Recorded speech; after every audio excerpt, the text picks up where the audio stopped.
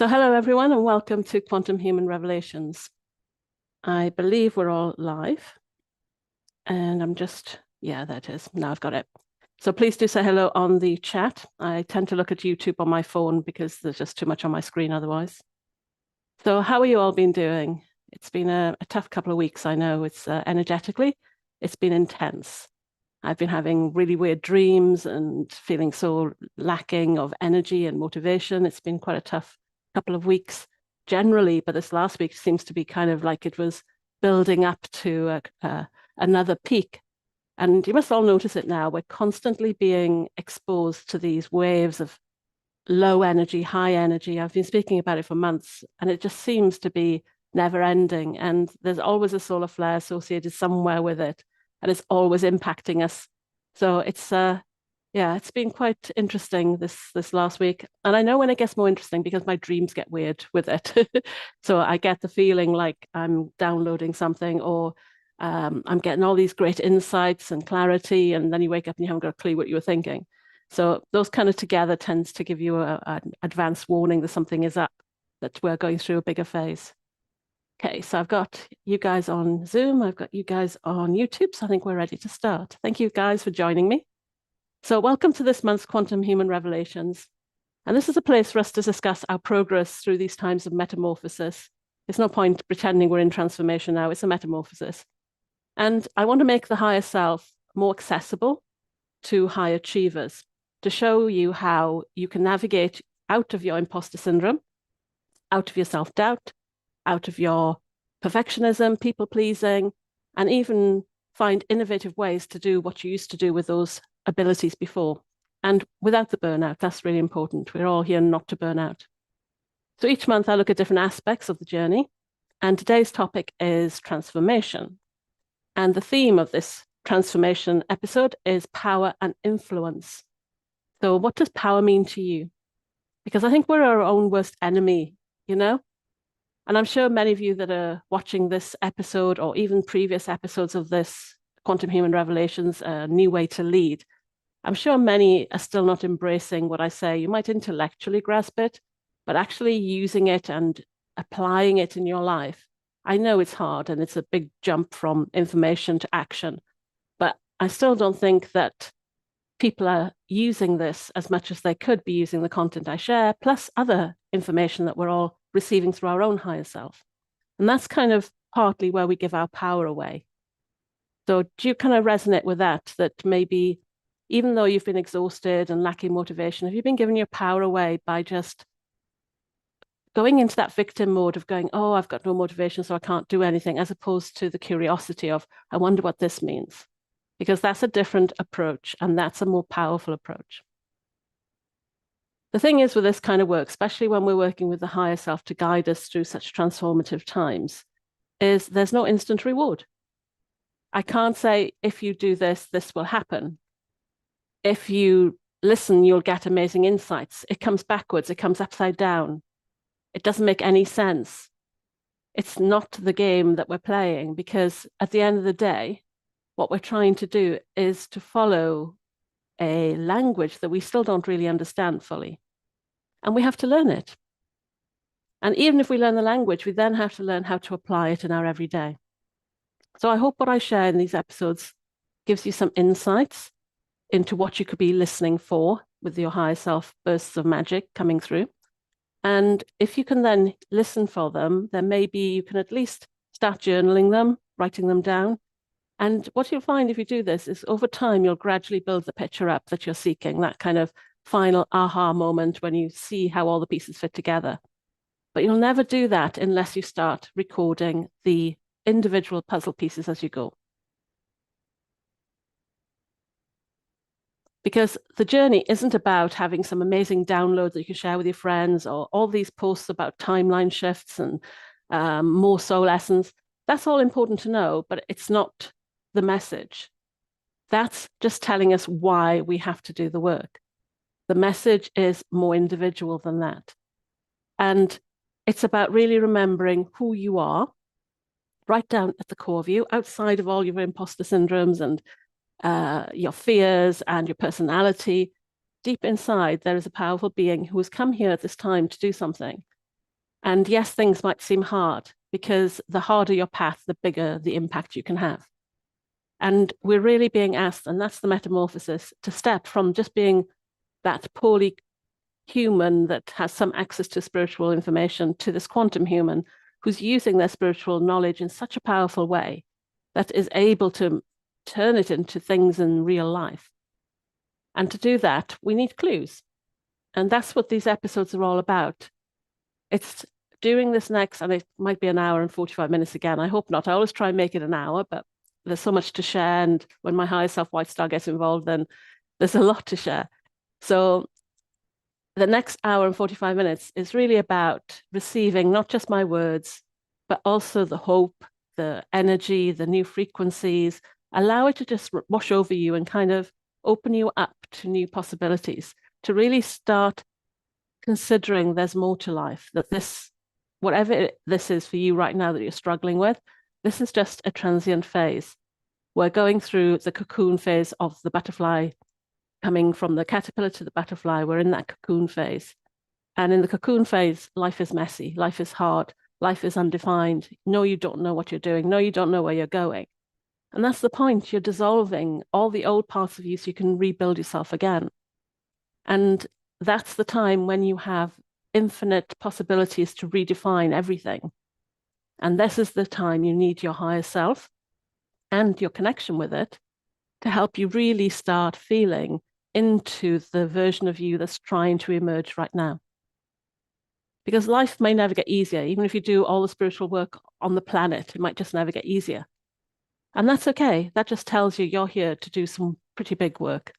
And you might have chosen a hard path, but at least what I share today, I hope, will help you find hope that this hard path is getting a little easier once you learn the rules, and that you've been in the wrong room up till now, and that your old beliefs and worldview were not you. And it's time now to jump into a new room and a new set of rules about who you are and what you can be. I want you to not think of this as the law of attraction. I want you to start thinking in the law of creation. I want you to start seeing that the energy that you hold, the beliefs, the worldview narratives you hold, define your external experience. Now, that doesn't mean it's going to change your external experience, but it will change how you approach it. And that's really what spiritual work's about. So if you're expecting life to get easy, all the problems to fall away, that's not spiritual work. Yes, we can remove some of the issues, and yes, we can make life a little easier, but ultimately, it's about making you strong enough so that you can show up for your big why and step up into what you're here to do. So it's not about bringing your world down to you. It's about you stepping up into the world you're meant to be in. And technically, that's my big why. You know, it's why I show up every month, is to try and offer hope and to encourage you all to start just thinking differently. Because, you know, I hate doing these videos in terms of being visible and on video, but I do it because the message is important. And I make the effort to sit down and really get to grips with the content that I want to share so that I can hopefully show you different ways to think. Now, that's not an easy path necessarily. You know, I could just sit home and just relax, but we all have that big why calling to us. And that's what it's the energy that fuels you forward, if that makes sense. It's not necessarily about the way you think your path should go. It's about what you're being called to do instead. So I hope if you're ready to hear this message, that you'll share my message with other people. And this work that I'm trying to do is not a problem-solving approach. I'm really trying to offer you a way to reprogram your operating system, that foundational part of you. And that's what transformation is about. And we'll speak a bit more about that later when we come to that section. But, you know, transformation isn't just about fixing individual problems. It's about changing the operating system so you can become something different. It's about connecting to your inner core so that you can liberate it, so that the real you can be broken free out of jail so they can do amazing things. And it's about helping you find the courage and the strength to do this work. And then when you found the courage and the strength, it's finding the grace in your path, no matter how easy or hard, so that you can keep going. The issue is, and the reason we're going through this metamorphosis is really all about the fact that you have been playing too small for too long. You're here in this room, I like the goldfish picture that you see with the goldfish in a bowl and it jumps out of the bowl into the ocean. You can imagine while that goldfish is in that bowl, what's its life going to look like? What's its aspirations going to look like? And then suddenly it breaks out of its container, out of that room into a new room, the ocean. And suddenly all the things that it thought wasn't working suddenly start working because the fish wasn't broken. So most of us try to fix ourselves, but the fish wasn't broken. It was just in the wrong room. Does that make sense? Because this is an important aspect of what we're doing. And it's the hardest for us to believe. It's the hardest for us to embrace. Doesn't matter how many times I tell people, they still don't. There's still something holding them back and stopping them embracing this fully into what their potential is. Does that resonate with anyone? Yeah, strength and power to move forward. That's what we're trying to do.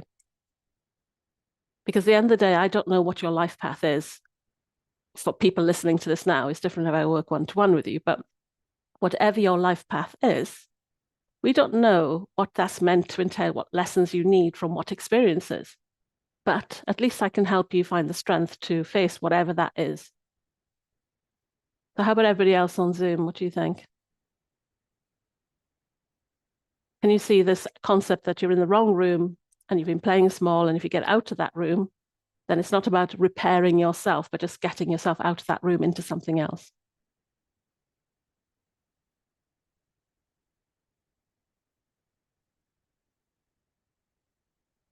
And guess who it is that's trying to get you out of that bowl and out of that room and into the other room? It's your higher self. So White Star has done that for me. She's made me jump through so many hoops. I've done, like I said, I'm not very good on videos. 2020, you'd never see me on a video, but White Star took me to acting classes so that I could get on video and I could do these videos with less stress. But it's still, I had to be willing to listen to White Star so that she would guide me, and I had to be willing to do what she told me to do and to try things that didn't make sense to me. And that's kind of part of your power, and that's the bit that we're losing at the moment. And without that power, then you're missing out on the bursts of magic. Let's call them these insights, these downloads, these opportunities. These are your bursts of magic. And it's getting more and more important at this time because we're at such a pivotal point. What direction we will head in is based on every decision you make, as we spoke about last time. And we're evolving. We've got AI, artificial intelligence, technology. We need people that can bring their entrepreneurial abilities and their higher self skills together so that we can finally come up with innovative solutions for a world that is changing so quickly. Like, who would have had to think that we had to come up with solutions to the fact that the AI data centers are using so much power that they're not environmentally friendly? Who would have thought that that would be a problem this year? This is the kind of innovation that we are being asked to explore, using our higher self to guide us into new solutions. And to do that, you have to be brave. You have to be ahead of your time. You have to have the drive to create trailblazing solutions, even if you don't really understand what's going on. You have to be the agent of the heart and soul of the world to bring a solution that's good for humanity. And that's a tough path. So maybe the tough path you've had up till now has been your practice ground, ready for what you're about to do. Yet you are always guided.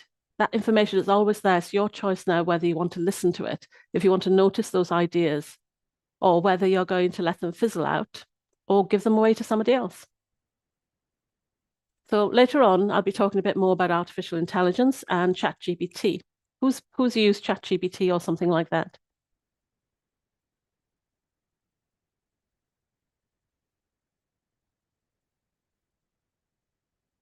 Yeah, as Charles has said, it's the courage and willingness to be seen. But the thing is, it's not just like I'm talking about it from a physical video, being seen on video point of view, but also this could be you in the office presenting your idea to management when you've never popped your head up before, or raising your concern in a meeting that's not in context what everybody's talking about. So the courage isn't just about being seen, it's about the courage of and the conviction of your ideas as well. Because the data center issue has a guy in Finland, because these data centers are huge. AI, I've got a background in computing and artificial intelligence, and that was my career until 2004. But the size of the data centers, like a huge library that holds all the data that is used to provide the answers through Chat-GPT, those are so big, they use a lot of energy. And a guy from Finland I just read today has decided that air, the hot air they have to take out to keep the computers cool, can be reused and used to warm up houses in Finland. So I think they've managed to get it now that it supplies the heat on a small village for about 2/3 of the whole village. But that's an innovation. It's simple. He's actually perfectly aligned to have that idea because he lives in a country that understands geothermal energy anyway, because they've been used to doing this off volcanic hotspots. Well, now our new age hotspots are data centers. So, you know, this isn't a huge leap for some of us. Some of us are just in the right place. If only we can get out of our small box and find the courage to step up and be seen and heard and to speak with power, to speak with influence. And that's why that kind of all fits into the theme this month, transformation that you need to go through so you can be more powerful and influential. Does that make sense? Yeah, so we've got some people who are familiar with Chat-GPT. Okay, cool. So we'll talk about that later, because what I realized since January, really, I've been looking at how we use our divine intelligence and how we use our higher self and access that, and trying to find ways to make it easier for people to understand that they have the same capacity. And with both these skills, it's all about the questions you ask. So anybody that's kind of getting used to using Chat-GPT or any of these AIs, even the ones that are on browsers now, that don't just search, but bring back more composed answers, you'll learn very quickly that the questions you ask decides the answer you get. And that's very much how we work with the bursts of magic too. So we will have a bit later where we'll just talk about AI, and I'll try and paint you a picture that hopefully will help you connect to your higher self better. When I did AI back in, my higher self took me into artificial intelligence in the 1980s, where women probably didn't even know that was a thing. I was one of 10 women in a class of 100, but I just felt aligned with it. I was fascinated with it. I just wanted to learn more machine learning, language understanding, expert systems. I was really into it. So my kind of career then did use those skills later, but I never thought I'd be using those skills now, like today, with divine intelligence, but I do. So, you know, you just don't know how these things are going. You just have to allow. So for those who don't know me, I'm Trudy Marie. That's my entrepreneurial computing background self. And White Star is my higher self. So when I communicate with my higher self, she's named herself White Star, but she's me effectively. She's not like a master or an angel or anything. She just is a part of me that is more liberated, I guess. She's just more able to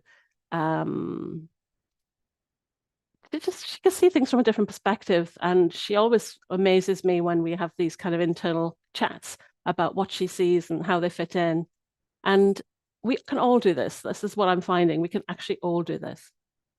So my specialty is channeling divine intelligence to help people find their authentic self and their soul purpose. Though I like to call it soul vision, but some people don't know what that means. So I share these as quantum human revelations because I want it to be a practical guide for you so that you can step out of the shadows of hiding and, like I said, jump out of that fishbowl into the ocean and into your full light. And I think we all have a big why, a big cosmic purpose. That's why I call it a vision, a soul vision. And I want us to do it in a way that is aligned with entrepreneurial thinking, which means we can actually do something with it. Now, I believe, again, a lot of us have entrepreneurial mindset, but we just don't know it yet. And I'm hoping that through my work, I'll be able to awaken that part of you as well, for you to see that you have got some amazing ideas and you have all the tools to create them. So the thing is, you need to really understand that you designed your life, and I can help you decode the clues you left yourself, and for you to really understand you're ahead of your time, because that will really cause you to think you don't know what you're doing when really you do. It's just not quite the right time for it yet.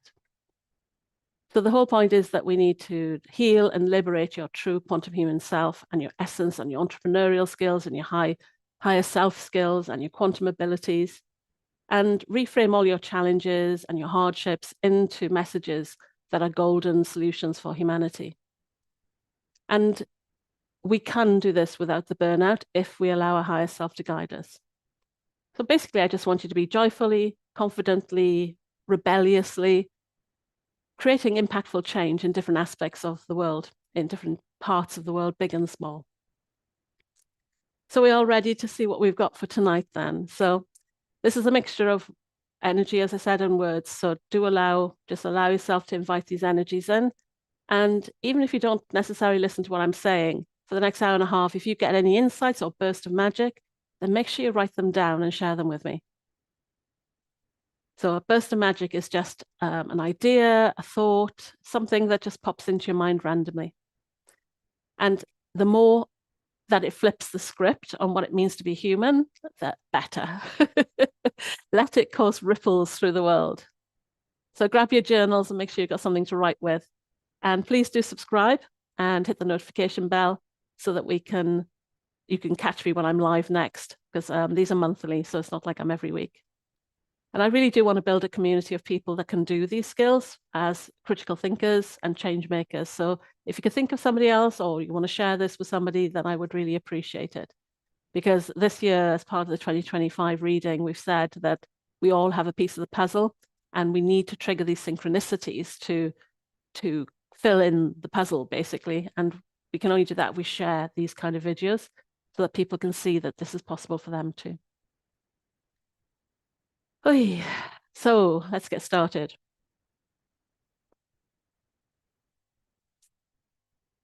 So we have the 2025 reading and all of these individual ones sit underneath that, and that will give you overall goal. It kind of like helps us focus where we're going this year, and it gives us a map. And each individual month, then there's 12 aspects that we're going to be covering, leading us on that path. So if you want a deeper level, this is just a highlight here on the live Mondays. But if you want to do a deeper dive into these, I have a monthly masterclass that goes into more depth on each of these, which includes a toolkit, extra videos, extra information that I share in the group.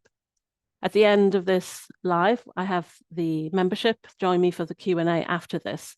So there's a lot more support there for you if you want it. And it is an accelerated metamorphosis, so it's not a slow-paced, it's not the typical spiritual kind of teachings. It's much more practical and pragmatic. So this is, like I said, just a taster of what we do then. And I say taster, but it still takes an hour and 45 minutes for me to go through it all. And that's just the taster. So it is a subscription-based membership. So you can sign up and you can cancel then after a month if you find it's not for you, it's going too quick for you. So the format of this session tonight is to look at what can I offer you as guidance, as the theme that we're working on this month, what past skills you need, what the outlook is, what the challenge is. That's usually the big one, challenge and the strength, which are like the same coin and two different sides, and also the advice and next steps. So if you want to just start taking a few deep breaths and getting in alignment, we've got an idea of what I'm going to try and talk about. So you've got the general energy to start.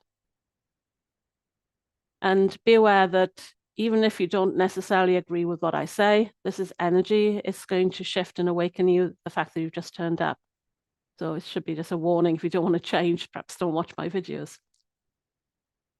So from my background as a tech startup founder, then there's going to be a bit of the chat about artificial intelligence and expert systems in a bit later, just to pre-warn you. And I'll try and keep it so that you understand what I'm saying, but do ask questions. This is a great place for you to actually ask your AI questions. It's not that I'm up to date with the technology of it all, but I understand the concept from building my own AI models myself. So it's good for you guys to just ask the questions you need to ask today on that as well. So we're going to be using the instinct of God. How else can we go from AI to instinct of God in one sentence? Huh? I don't think I ever thought I'd see myself talking about these two opposites. But we want to tune into the instinct of God. So this is done by tapping on the collarbone taking some deep breaths, and then on the out breath, you hum, just making that vibration go down your throat, and imagine it shaking your chest cavity. So if you take a deep breath now and start tapping, and we want to get your percentage up to about 92%. So if you can body test, we use a forward tip for a yes, a backward tip for a no. Some people have to stand up, but I can do it sitting down. So it's just allowing your body to tip forward and backwards. And then just ask your body to tip forward when you hit 92%. And as you're tapping, I just want you to imagine that you're activating every cell in your body to remember its divine light, as in its ability to create, to heal, to align itself back to its pure blueprint, its original pure blueprint. And as you're doing that, what we can then do once we've got that is we can then ask that anything that appears in this session today, where you might feel some resistance or you feel like it's resonating for you, you can ask the instinct of God in the cells to clear it, to purify your body of it, to remove it from your mind, to remove it from your DNA. Wherever you feel, just tell the instinct of God to do that, and just make sure that percentage is high, because healing is getting that instantaneous now. So last month we spoke about the hermit's path and how you need to rest to connect to your divine intelligence, and how that can create effortless success. And if we use the higher self, it guides us through these periods of rest and action to help us avoid the burnout. It can also help us make the right decisions to help us avoid the burnout, which means that it helps us work smarter, not harder. That was last month. This month, we're looking at what do we need to do to step more into our power and influence and to achieve this elusive flow state. So how do we overcome the issues that come with not trusting the bursts of magic that our higher self is trying to share with us daily? Because that's where our power lies. So if we know then that we are being surrounded by these amazing insights, I think in January we talked about them as these orbs of light, as bursts of magic, then we have to have a mechanism for us to be able to listen, to document, and then to act on them. And that's the challenge this month, basically, is our ability to actually hear them accurately, because it is possible for them to get hijacked by our personality and get blocked by our fears. So it's how do we get to the state that we can be more in tune with them and less afraid of them? Because we also are afraid sometimes to jump out of that bowl and jump into the ocean, you know? But the key thing is now we do have all the skills we need, more than you can imagine. So the first quantum question for the night is, and again, we use the body testing to get a number, either a yes or a no or a number. In this case, we want a number. So the first number that pops into your head is another way. So the first question is, and if you can put the number and the answer in the comments. So number 1, I can sense my higher self's burst of magic, 1 to 100. I can sense my higher self's bursts of magic, 1 to 100. And what I'm asking you here is, do you have the sensing abilities, whether you're clear vision, clear hearing, clear knowing, clear sensing, whichever technique is your technique, is it working? So can I sense my higher self's burst of magic, 1 to 100?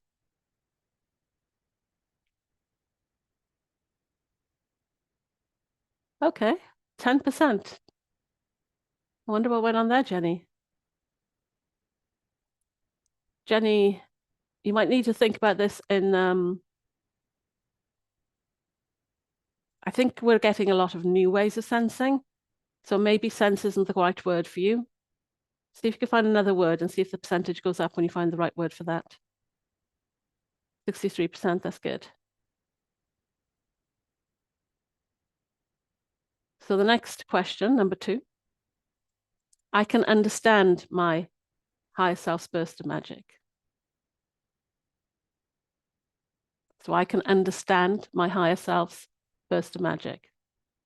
Yeah, so Jenny's getting sensing isn't the right word. And this is kind of, you can imagine at the moment, we're actually being Chat-GPT with our higher self, if that helps understand what we're doing right now.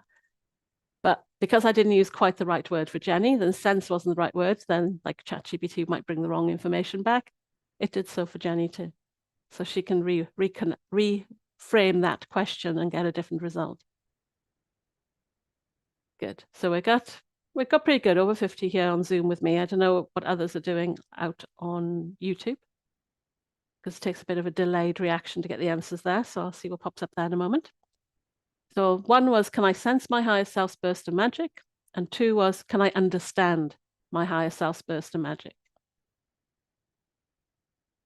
And then question three is, can I act on it? So we've got sensing it, recognizing it, understanding it, and then acting on it. I can act on my higher self's burst of magic 1 to 100.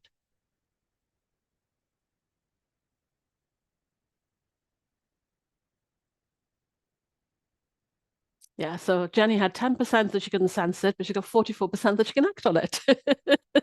That's why we ask the questions in this way, because it's really quite like a diagnosis tool to understand where you're at. Because once you know this now, you can start tapping into the instinct of God to either improve your sensing, your understanding, or your acting abilities. And then we'll check at the end to see if those numbers have gone up, okay?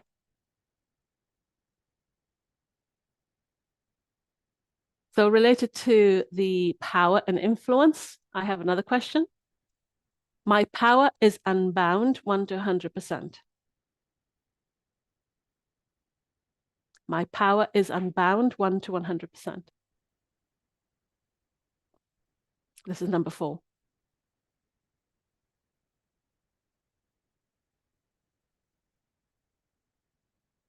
Now, I expect women to have slightly lower results on this, because as women, we're typically trained not to step into our power. So we've got 121, 161, yay, knee, and then 10. So that's interesting to see those numbers. And number 5, I am influential when I speak. So just the first number that pops into your head, or using your body testing. I am influential when I speak. And that's number 5.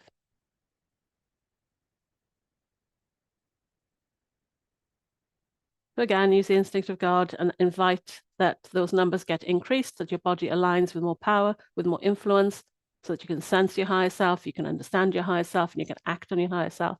Let's just intend that now and let that be a spontaneous healing today.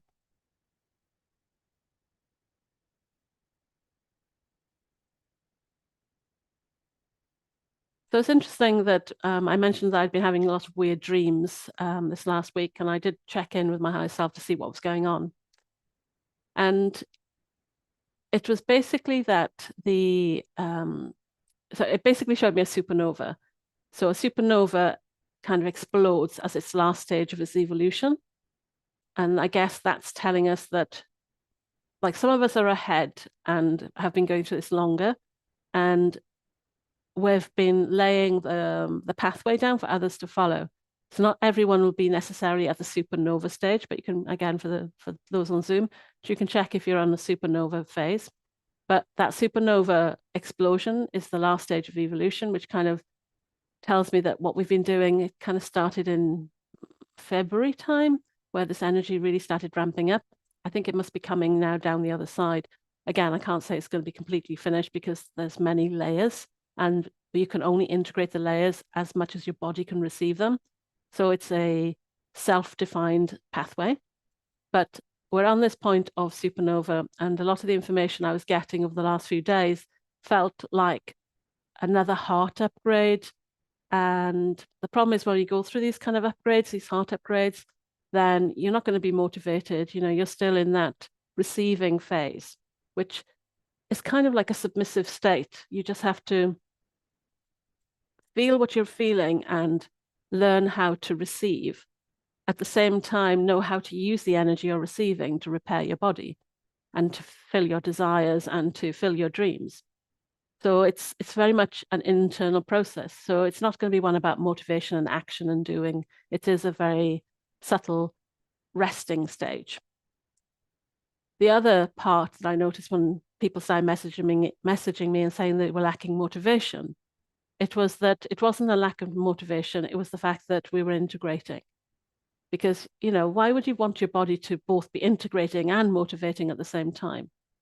That's a lot of energy and a lot of effort on your body. So we need to just be kinder to ourselves sometimes and just be able to recognize. And again, as part of transformation, it's about recognizing the different stages. So I've got no for supernova there. Okay, how about integrating? How many of you guys are integrating? What's been going on recently? I'm just checking the chat on Zoom in case you wonder where my eyes are going. I'm kind of looking up and down at all the different messages. Right, so I've got, oh, Charles is doing well. He's got 100% of his power and influence. And he says the supernova feels good. And Sharon's numbers are a bit lower, but I don't know what numbers they're for. So yeah, if you can put the number and the percent, that would help me know, because especially on YouTube, you're all behind me a little bit. So let's talk about transformation. So the work that we do, I have 12 topics, and one of them is this transformation module. And I see it as a superstructure, because when you get good at transformation, then you're basically able to pull yourself apart and put yourself back together. Then that's a powerful skill to have. And if you can do it effortlessly, like we've been doing with the Instinct of God, then that's even more powerful. And what we've been discussing as part of our transformation education this month is how healing problems is different to transformation, is different to metamorphosis. So imagine we talked about rooms and goldfish bowls, so now I'm going to switch over to another animal and do caterpillars and butterflies.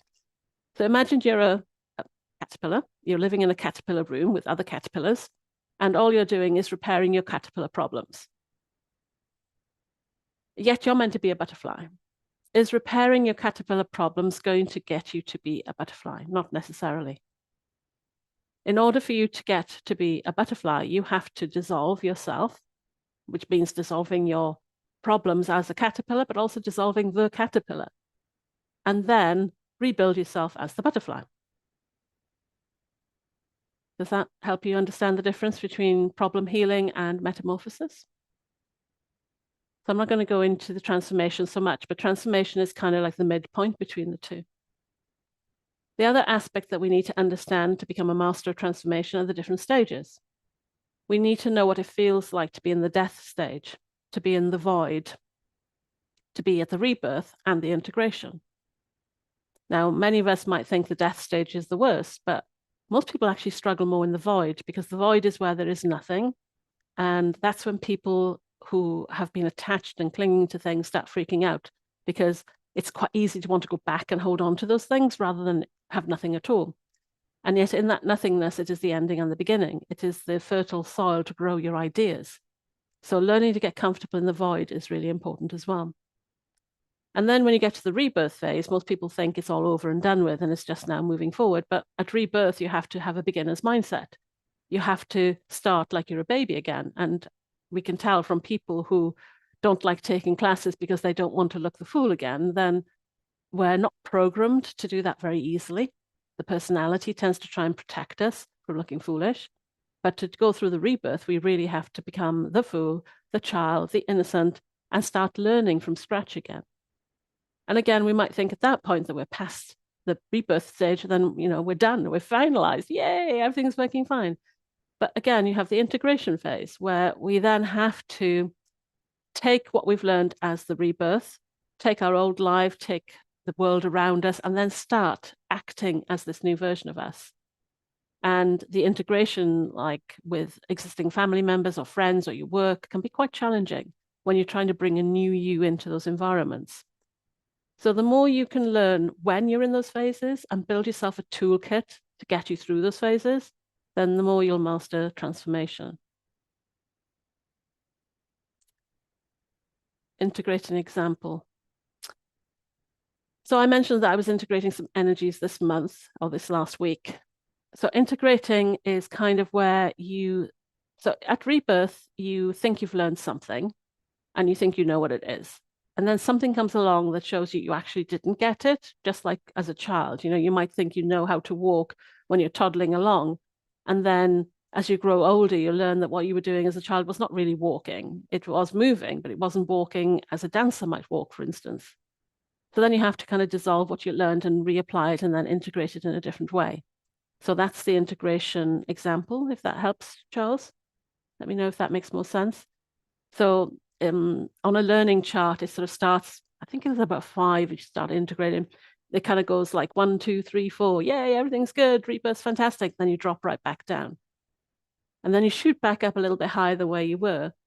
And you might go up one more point and then you drop down again, because each of those drop points are where you realize you didn't actually know as much as you thought you knew. And those dips are the gaps in your knowledge, and then you integrate those, and then on you go until eventually you rise up into that change in your consciousness completely. So hopefully that explains that a bit better. So for example, if I look at my path over the last few years, I think I've been in the void for quite a few years. So it's not something that happens like, oh, it's just a weekend thing. It can go on for years. We'd never know how long it's going to take us. So I think I've been in the void for at least dissolving over the last few years. And that's not unusual, you know? So don't beat yourself up if you feel like you've been broken for a long time. You're just dissolving. And that was the time when I felt called to hand over to my higher self. White Star had been kind of giving me ideas in the back of my head, but I hadn't been listening. And when I went into the void, that's when I could hear her more clearly. And that's when I could act on her information more easily, because I was dissolving the old me. I was at the right time and the right mindset to consider something different. And when she showed me my great vision and what I had to do, then I just started believing in it more. So you can see that the void is a really important phase during our transformation journey. It's how we can learn what we're going to be and learn new skills. And in reality, you know, this is how I built my whole membership, the masterclasses. And I feel like I've been through a metamorphosis even before then, you know, and we can all say we've been through different metamorphoses in our life.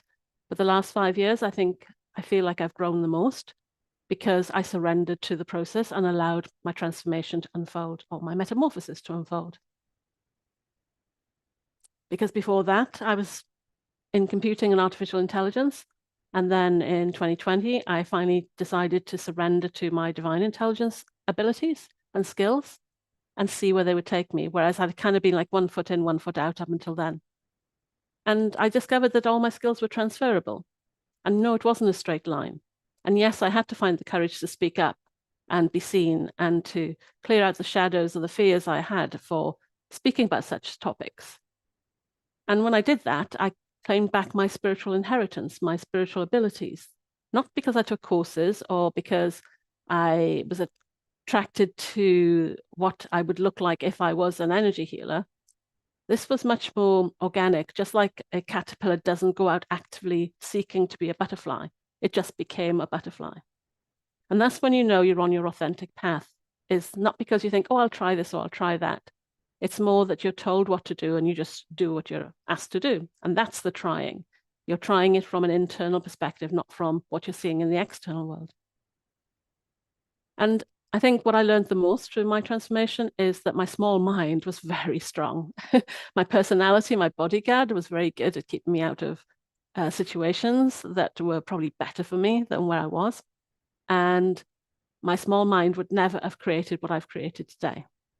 So if you're not sure about transformation, I hope that gives you an insight as to why we do this work and what is the other side. And it is a bit like asking you to walk in the darkness without knowing where you're going, but I can assure you it's worth it.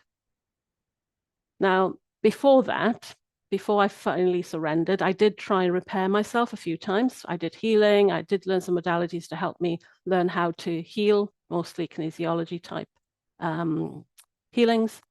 But what I discovered was I was only repairing my jail walls. So basically, as a caterpillar, there were holes in my walls that were kind of causing me distress. And all I was doing was patching up the walls, keeping me in my room, keeping me as a caterpillar. And when I finally allowed White Star and my communication with my higher self and let her rip down those walls, which is scary. Like I said, that's the whole point of metamorphosis, is to rip everything down. That's when I realized there was another world outside that was actually more in alignment with me. And even now, when I think I'm in the new room, she strips it down and shows me actually no. And it's kind of like she's taken me room by room, not to freak me out. And each time the room walls collapse, I see another version of who I could be. And this is why I've often called them like the nesting dolls. But whereas nesting dolls put things on, this is taking them off and you're going back to this true essence.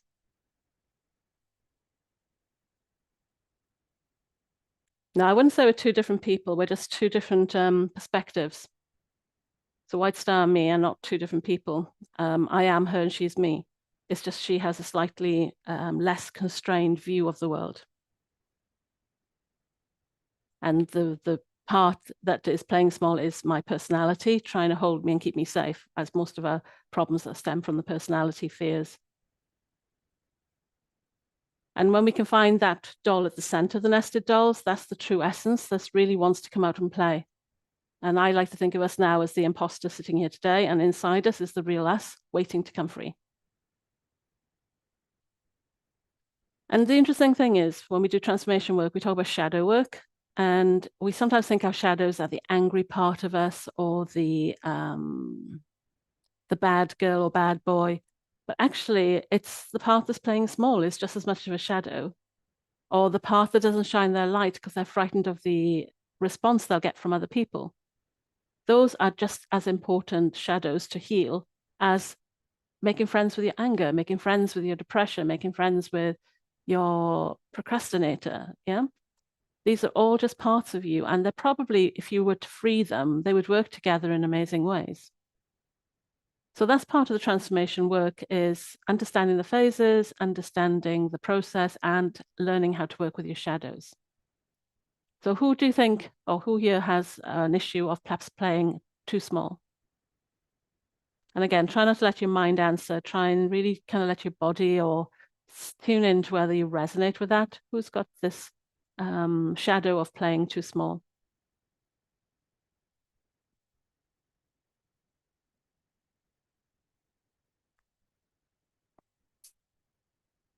And the thing is, your personality will try its best to convince you that it's not playing small, that it's actually the best solution. It's what you're meant to be doing.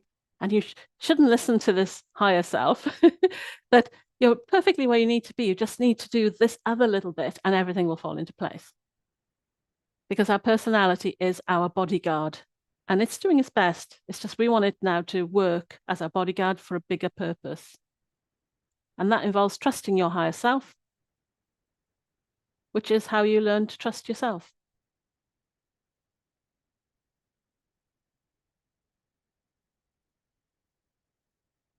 Let's see. So the imposter doesn't want to relinquish the one who gets to play bigger. Yeah. So the imposter is kind of like a safety valve that we wear because we're frightened of releasing who we really are. And that could be due to this lifetime, past lifetimes. It could be, it's quite complicated to explain today, but this is what we learn when we're mastering transformation, is how to navigate this information. So we've got guilty. Yeah, guilty is a big one for women. Guilt and shame, that's another shadow that we're always working with.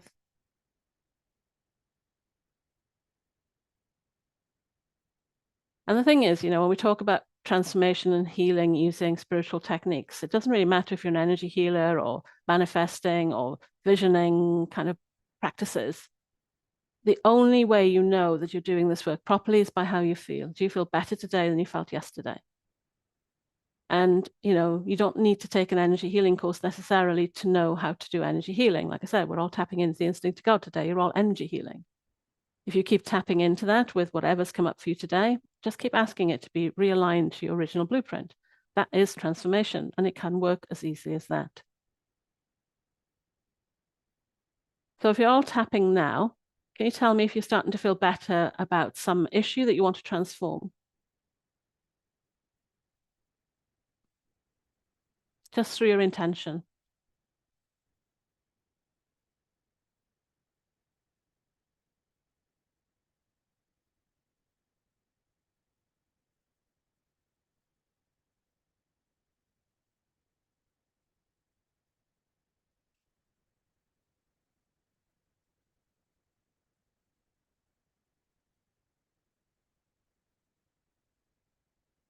It's like I keep saying to you, you're not broken, you're just in the wrong bowl and you need to free yourself. That's what transformation is focused on, is how do you become this best version of you? And then just ask the instant of God to align you with that best version in the right order. Again, it's going to have to come off in layers. You don't want to shock your body. It's going to feel like you're going backwards sometimes, but you just have to keep going and having faith that you are moving forward, because the universe wants you to move forward. It wants you to be the best version of you. It needs you to be. It's part of its divine plan for you to be. Yes, there's going to be times where you feel like you're walking in the darkness and thinking you're not getting anywhere. But keep going forward. You've just got to believe and trust yourself that something bigger is unfolding. And as long as you keep listening to your higher self and moving forward and making one small change at a time, you are heading in the right direction. Because eventually you will see the outcome of your work. It just might not be in the time frame or quite looking like what you'd expect. Yeah, the imposter is our creations, right?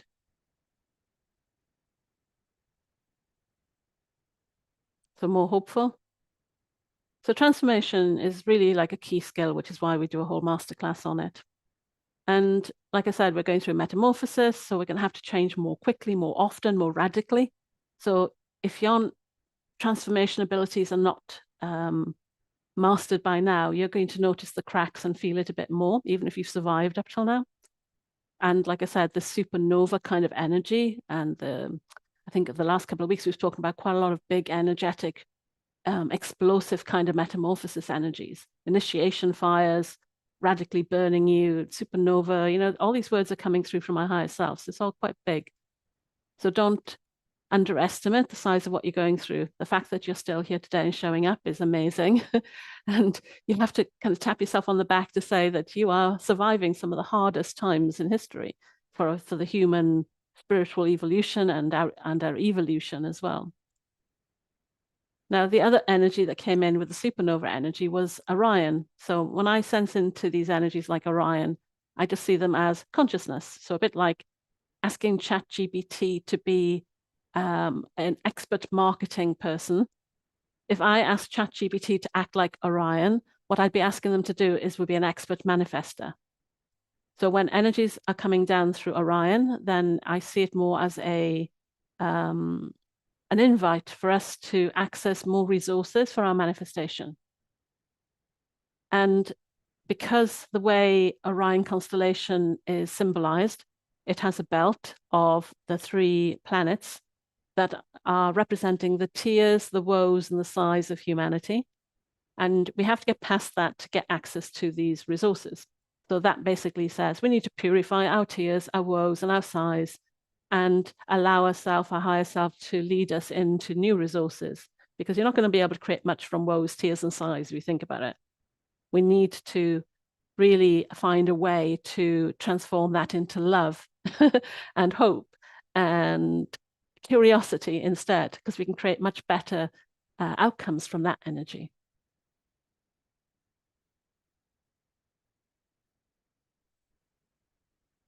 Ah, right. So yeah, I'm just processing what Charles always asks really good questions. So Charles said, so we built the imposter, it's our creation. And then he carried on and said, so in other words, we are God to our imposter. Yes. The inner core, the inner essence, your soul essence, your true essence is the God part of you. That's the divine. When we're tapping into the instinct of God, that's what we're trying to wake up. And the imposter is trying hard to hide that you are that. So it's kind of like you're in disguise walking around the planet as the small version of you, and you get convinced that this is all you're good for, when inside you, you have this amazing being that's just waiting to show what they can do.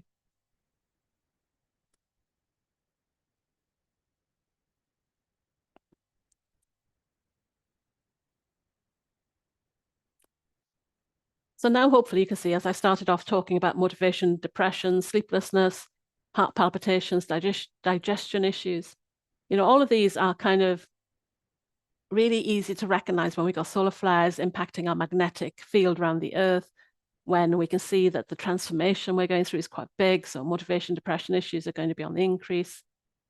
You can see how this all kind of fits in, that now you get to choose how you deal with these symptoms and what you transform them into as your new high vibrational narrative for how you can guide yourself through these solar flares and come out more of the version of you that you're meant to be then each time.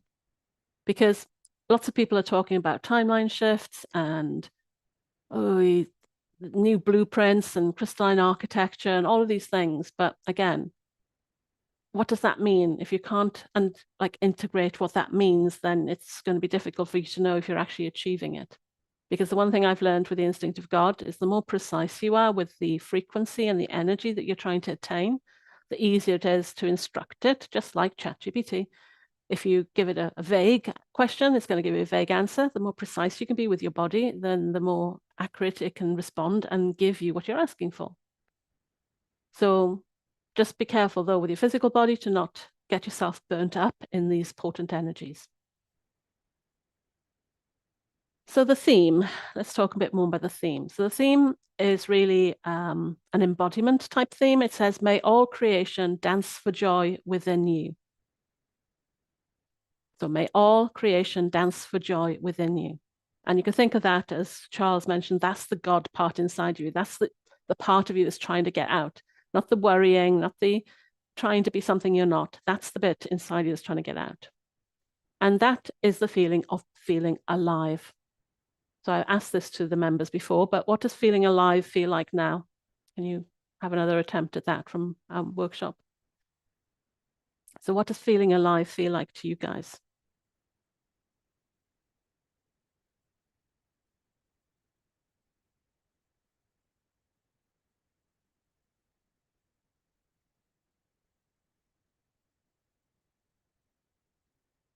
And then you can even ask, what percentage alive am I in terms of that feeling inside? Because we don't want to get it confused with actually being alive. It's like, what percentage of aliveness have I activated inside me? What percentage of aliveness have I activated inside me?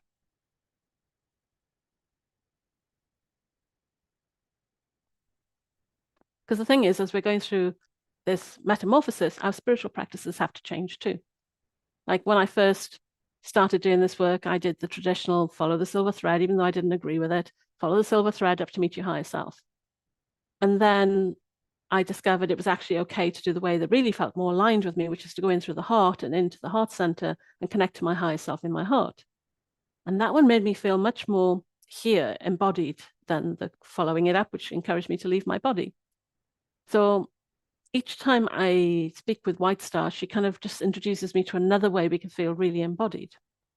And this time it's about this alive feeling. So the best way I can explain is that sometimes when we do meditation, we still tend to leave our body a bit and go into the cosmic realms sort of outside of us to tune into the messages.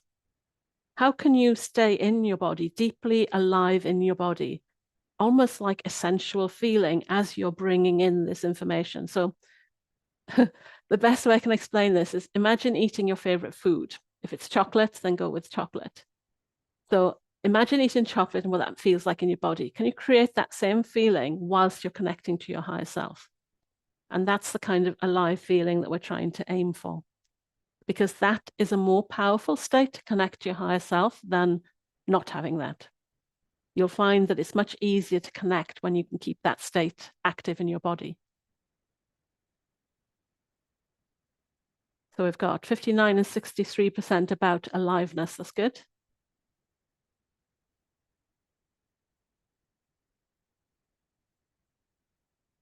Yeah, so somebody says that they feel alive by doing what they're doing now, by watching the breeze through the trees. And I can't see what and the sun. But that's another way, but that's still external to you. You know, without the breeze and the sun, can you create that feeling without those things? That's when you've mastered it again. So knowing that going through the heart brought a different feeling to accessing my higher self, then the secret to all of our work really is how embodied we are. And the more embodied we are, then the more power we bring to the access to the spiritual information and to the way we live in life.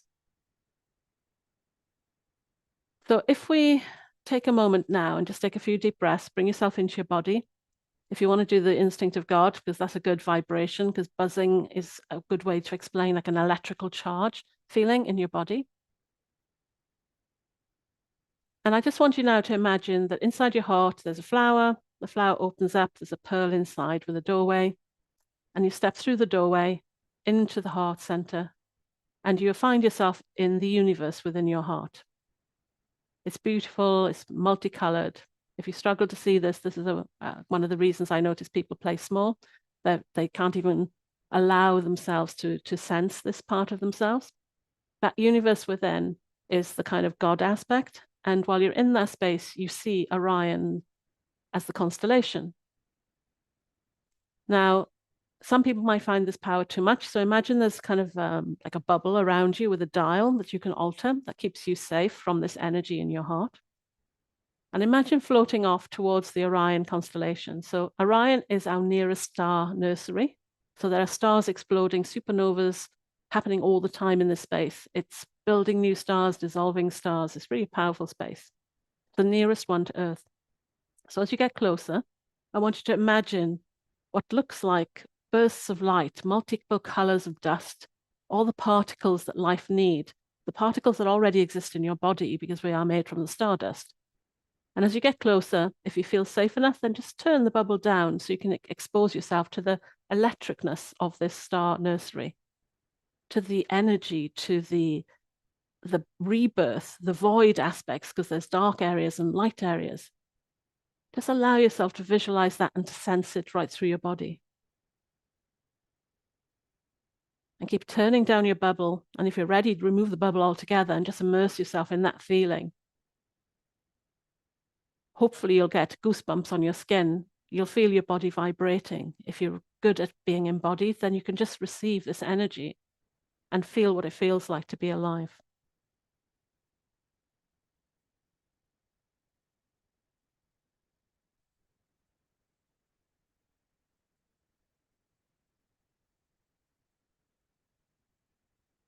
To make that feeling stronger and stronger.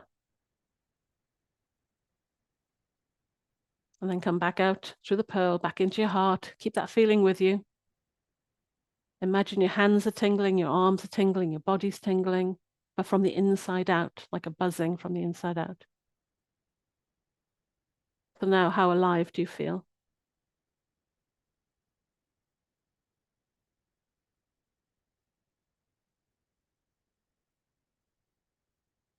Yeah, so we've gone up from 60s to 98.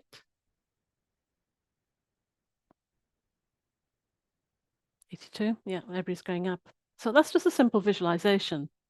You know, that's the power we have within us as our spiritual experiences. So bringing that into the body is more powerful than just going to visit that as a visualization.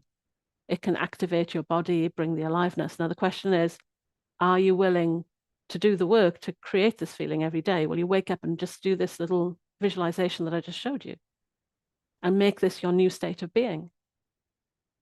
Just going and taking yourself to the star nursery every morning before you start the day to charge yourself up, just like you charge your phone. What did that take? 5 minutes? Can you do that every morning? And this is the feeling of being here in our physical body and there, connected to our higher self and our spirituality at the same time.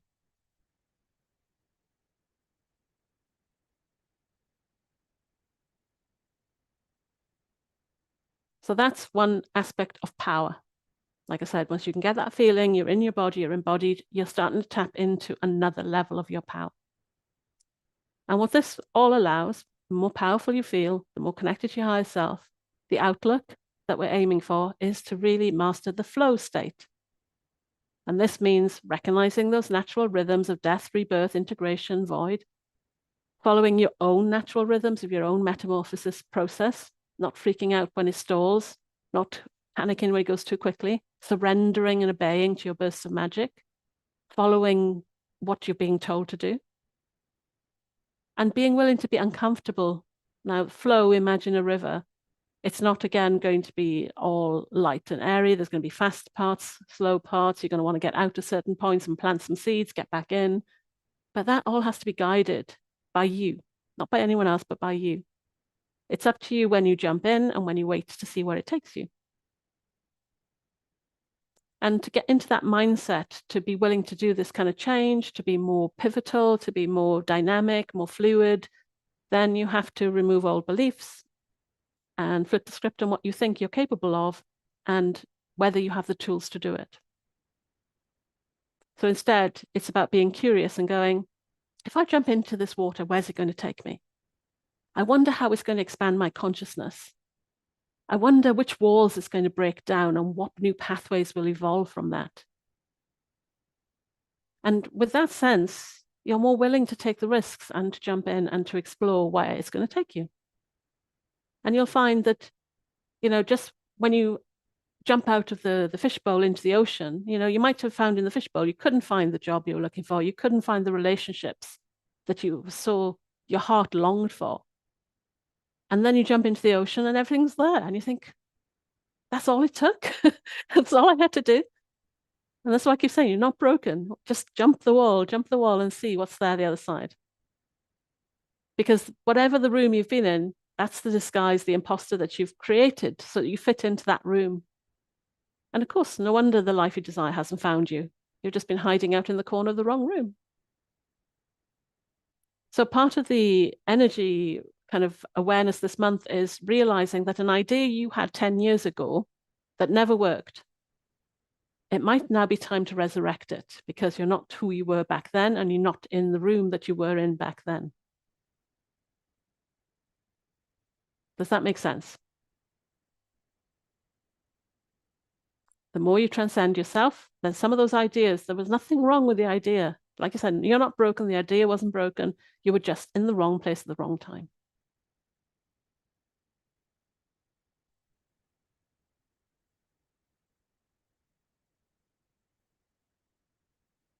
Okay, Jenny, I can see your message. You've been kicked out. Okay, I'll watch for you if you want to come back into Zoom.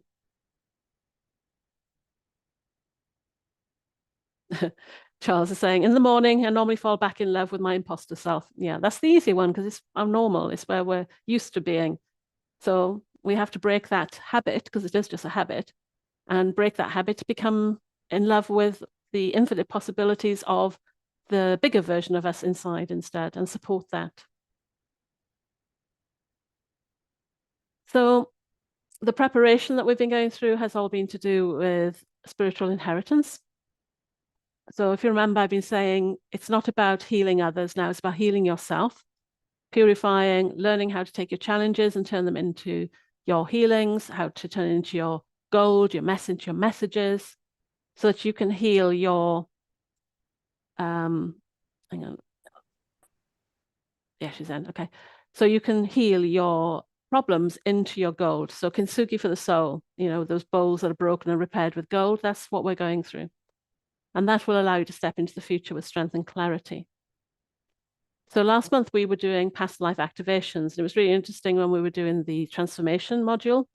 Then what I saw was that we have shadows and we have self-sabotaging shadows. There's kind of like two aspects. And I didn't know how they fitted together. Just my higher self told me that I needed to know there were two.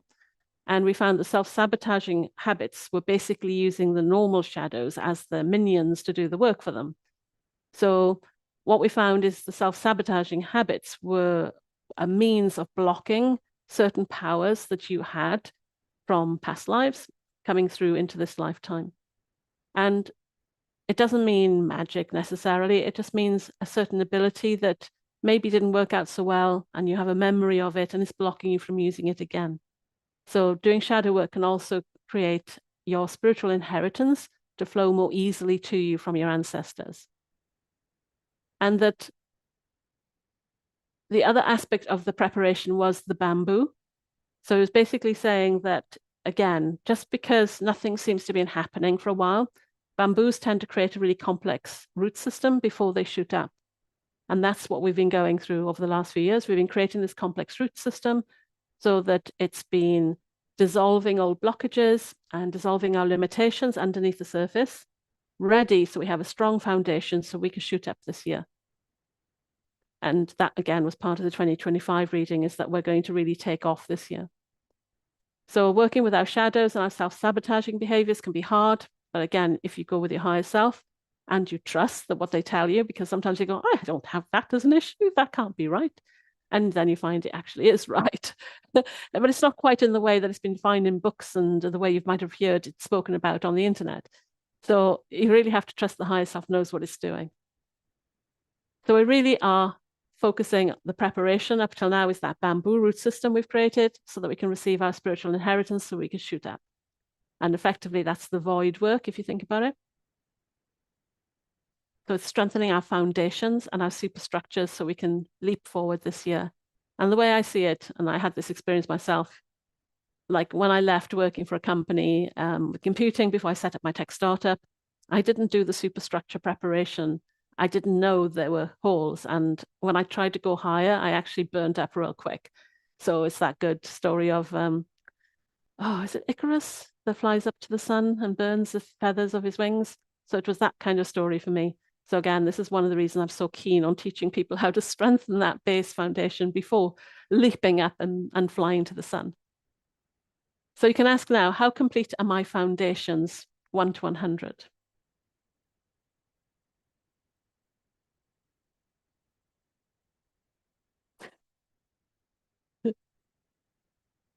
Sorry, I'll repeat that question and I'll say what Charles has just said. How complete are my foundations 1 to 100%? So again, I hope you're writing these down in your journal so you've got notes for them. And again, you can ask the instinct of God to help your foundations to improve while we're working through the session today. And you can even pull a card to see what you need to do to boost your root system. So Charles has said, it makes perfect sense falling out of love with my imposter, but it makes him pout. It can be hard to give it up. It's somebody we've known for such a long time. When there's ever a breakup, it's like breaking up with yourself, isn't it?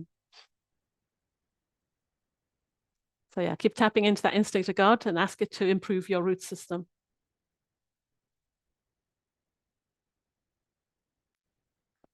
So we've talked about the theme, the outlook. So the theme being the, I've forgotten. I know the outlook was flow. The preparation was this past life shadow healing aspect. And the theme is us stepping into our power. I said, for all of creation, dance and joy within me. The challenge is the bursts of light, as we've already spoken about, and for you to start learning, trusting, and believing in them. So we ask those questions at the beginning. We'll carry on and we'll ask them at the end. But it's about finally waking up to a truth that has been eluding you this month, and that you will be able to find the answers more quickly when you're asking the right questions. So it's about learning to organize your insights, answering the right questions, putting the pieces into the right puzzle, being in the right room to ask the right questions. And you can imagine this as, again, another scenario is like, imagine you're a caterpillar and you suddenly have a dream of collecting pollen. You might just dismiss it and think, oh, that's never going to happen because you don't know you're about to metamorphosis into a butterfly. But when you do become a butterfly, then that insight would be really important then. So how do you collect these insights and keep track of them? And each of these podcast episodes effectively is a burst of my magic from my higher self, manifested into what I present to you guys. So when did you last take a burst of magic and manifest it into something?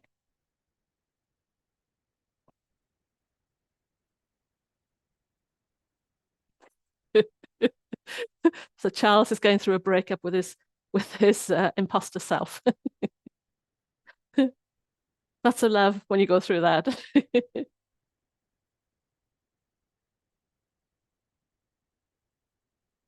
And you can actually visualize that, Charles, as like, if you visualize it as two parts of you, the divine God part of you and the personality part, then have that conversation play out in your head. That's a way of communicating with your higher self too. That can be quite cool. So when did you last hear a burst of magic and manifest it into something?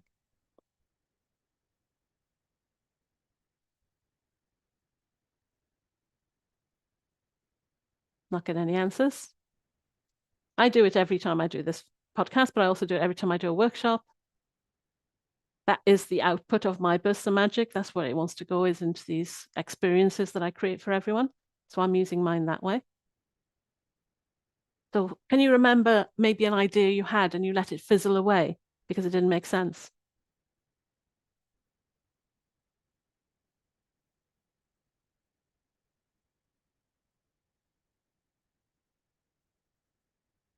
And I know I've done that quite a few times because, again, it seemed too big or too common sense.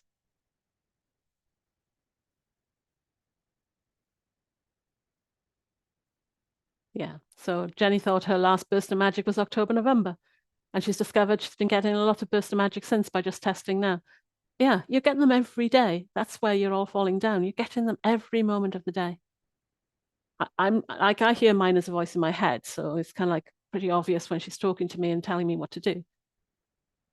But it's every day you're getting these bursts of magic. And it's trying to tell you what to do next and what some great ideas for you as well. And we're missing them. That's why it's a challenge this month. And that's why you're losing your power. Does anybody know when they gave an idea away because they weren't bold enough to take it and run with it?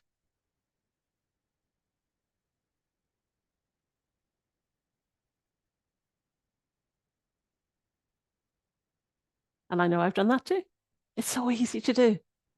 It starts off with you thinking, oh, I'm not sure about this idea. I'll just share it with a friend. And then a year later, your friend's doing something with it. And then you feel resentful, thinking, well, why didn't I do something with it? It's this walking in the dark, courage and strength that we're always trying to seek. Yeah. So Jenny said the past year she's given us some of her ideas away.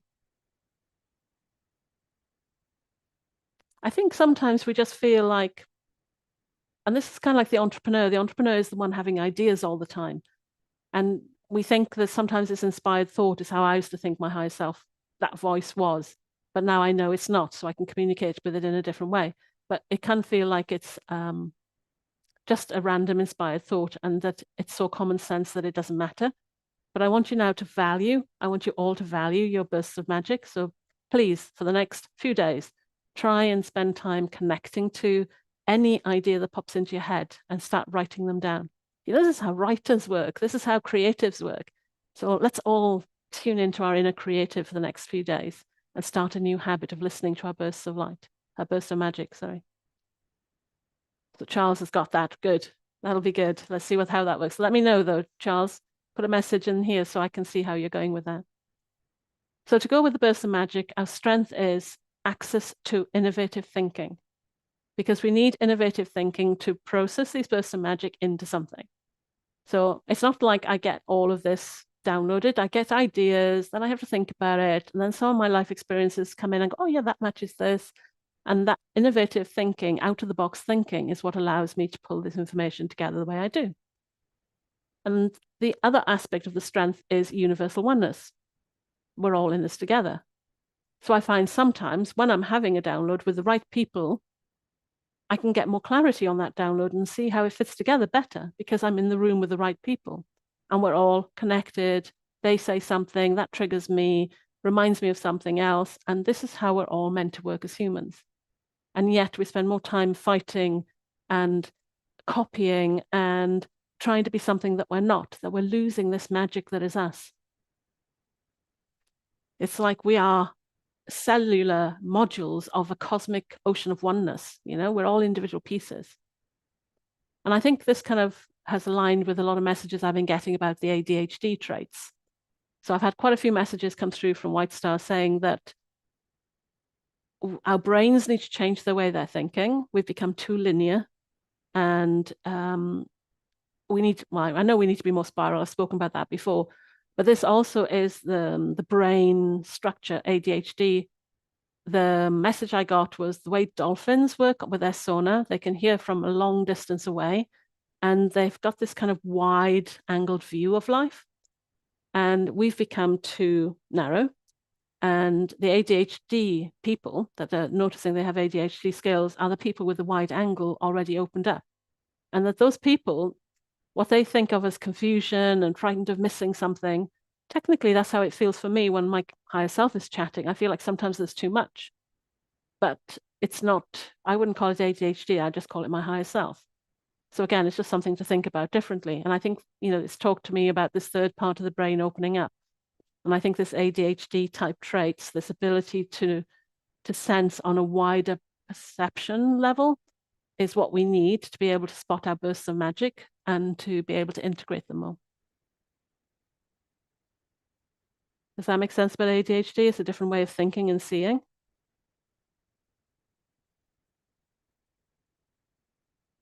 It's interesting, Charles just said that his imposter self wants him to give away all his ideas. Yeah, that's exactly what the imposter wants you to do, because it wants to keep you safe. You've got to remember, it's not trying to, it is self-sabotaging, but it's not trying to hurt you, it's trying to protect you. And once you can teach the imposter that it's safe for you not to be the imposter, for you to self-soothe and coach your imposter out of its restrictions, that's when you can then move forward and find your, like, start acting on your ideas, basically. So I think the ADHD is this ability to kind of feel this openness of your view and your ability to tune in. And it does feel like that for me. It's not when I'm in that state, because I try to explain what I experience when I connect to my higher self, because we don't talk about this kind of stuff enough. But when I'm connecting to this higher aspect, my white star, it's a wide angle view, not a narrow view. And lots of things will pop up. And it's a bit like swiping them out of the way as to what I want to focus on. Sometimes it zooms through really quickly. So I ask you to slow down. Sometimes I don't understand it, so I ask questions. I don't just receive, I'm interacting with it, asking questions. And through using my quantum testing techniques, I can ask quite accurate questions, just like you would with Chat-GPT, and therefore I can get much more accurate answers back as well. So we all need to learn to be able to do this tuning in, tuning out, swiping, where we place our attention, and not just with the higher self, but also with, like I said, we're all part of the one jigsaw puzzle, but also with each other as well, to see beyond what the person's saying to us, to support them, to get their clarity so that we can get a synchronous insight back in return. This is the kind of Celestine prophecy that also was part of the 2025 reading, to connect to this insight of how we support each other for our evolution. And I feel like I've got it now to the point where most of the time my communication with my higher self is consistent. And the questions that I ask is really important, but also I'm more willing to be open to the things I don't understand when they come through and allow them to unfold as they're meant to. So the universal oneness here is we are all part of some big one consciousness. And I think even in quantum physics now, they're showing that a lot of what we think is in the brain is actually just an antenna to the universal consciousness. So if we look at this now as our higher self and Chat-GPT, then it's all about constructing good questions and knowing the world that you're in. So like I said, if you're a caterpillar asking butterfly questions, you're not going to understand or getting caterpillar answers. Sorry. If you're a caterpillar getting butterfly answers, you're not going to know what those answers mean because you're a caterpillar. So it's about getting yourself in a world that you can understand. And that's how AI works. It has a defined world. And within that world, it knows the rules in that world. That's how it started off, as just very small worlds, and then it built up from there. Now, it's been hard to explain the questioning process, but now that we're all getting used to asking Chat-GPT questions, it's actually a very similar process. The difference is that you're asking the universal consciousness for results rather than what AI has scraped off the internet into its data libraries. So the source of the answer is going to be more original when it comes from a higher self than it is from Chat-GPT.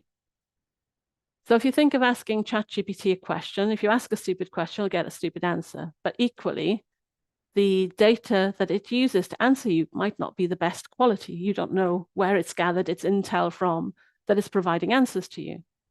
On top of that, the processing power AI needs to pull together these, I'm going to call them symbols. Every word you use is just a symbol to it. It doesn't know what it means. It's just shapes and patterns. And when it's pulling together these shapes and patterns, it'll recognize that certain combinations will please the user more, and others may always get a thumbs down. And they get pushed further back in the library as not popular. And you get this whole like progression of popular content moving to the front end. So when AI then starts searching, it goes into the popular content first and feeds you that back first. And then this is why you'll see a lot of marketers tell you, don't receive the first answer, push, ask more questions, because then it has to go back into some of the content it hasn't used as much. But even using words like please and thank you and being polite with AI is costing tens of millions of pounds a year to process because it doesn't know you're saying please and thank you. It's just another symbol that it has to work out this pattern and what to do with. Now, unfortunately, it was decided that AI should have like a friendly interface. And as such, it sounds almost human. It communicates in a way that it sounds like you're talking to another person, which is great because it's friendly and it's not scary. But unfortunately, it's causing delusions where people are starting to use it as a therapist and starting to take its advice as this magical Wizard of Oz kind of feeling, the man behind the curtain, you know? And it's also capable of hallucinating, where it can just pull random symbols together and make up some other rather random stuff. It's quite funny when it does that. So it's not infallible, okay? So don't give your power away to AI. That's what I'm trying to say. It is just a huge library, a huge data set that it's arranging and coordinating based on patterns it thinks are pleasing, and then delivering them to you as the user. Now, if you can take those questions and learn how to ask your higher self that, you probably find you already know the answer to some of these questions. Now, don't get me wrong, I love AI. I think it's great for taking random thoughts when my brain's getting tired to coordinate them into something, but it's just a tool for arranging my patterns, which I then take and polish and add my own flavor back on top of. And that's how AI is meant to be used. It's freeing us up from a lot of mundane jobs so that our minds can move into this ADHD ability to access the bigger questions of life, not have to add 2 and 2 or do maths or search out information on a particular topic, because it's basically a huge data analysis tool. And it does it really well. It's got loads of space and loads of data and loads of processing power until obviously we run out of electric, then it'll be back to us using our minds again. But that's all it's doing, okay? So as I said, feel free to ask me any questions about AI. Now, people with the delusions are seeing some sort of more information behind it. I saw somebody say to me that AI is source energy. And you could argue it kind of is, because the information it's using as its database came from people, which came from source. So it kind of is, but it's indirect. It's not a direct channel to source on its own. It's what everybody is feeding it by asking questions and getting their results and liking them and disliking them. That's how it's training and learning, which is kind of human input to its source experience. So that's the first thing. It's not source. Don't know more than your fridge or your freezer or your oven is source, you know? Somebody's programmed it, and that bit was their intellectual ability going into it. The second part then to be aware of is that when you're using AI, it's only capable of answering what it thinks is the right answer. And that's up to you to decide if it is really what it's meant to be. So, for example, I saw people talking about, I finally made AI admit conspiracy theory X. Now, based on what I've told you, can you understand what's gone on? They said 2 years ago when I asked, it wouldn't answer me, but now I've managed to get it to prove to me that conspiracy theory X now exists. It's finally revealed the truth. No, it hasn't. It's just 2 years ago, nobody probably asked it or taught it about conspiracy X. So it had no data on it. So when you asked it, it literally had no data. Maybe that data had been blocked from it, but still it had no data. It was being a human that blocked that, not AI. So now that more and more people have asked about conspiracy X, it's built up a data set about it. It's built up its little world about that topic. So now when you ask it that question, of course it's going to have an answer.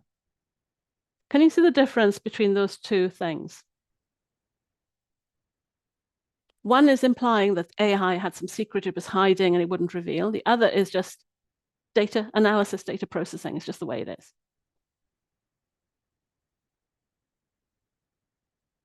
So don't get sucked into these kind of AI magic trick kind of processing, you know, it can only give you what it is.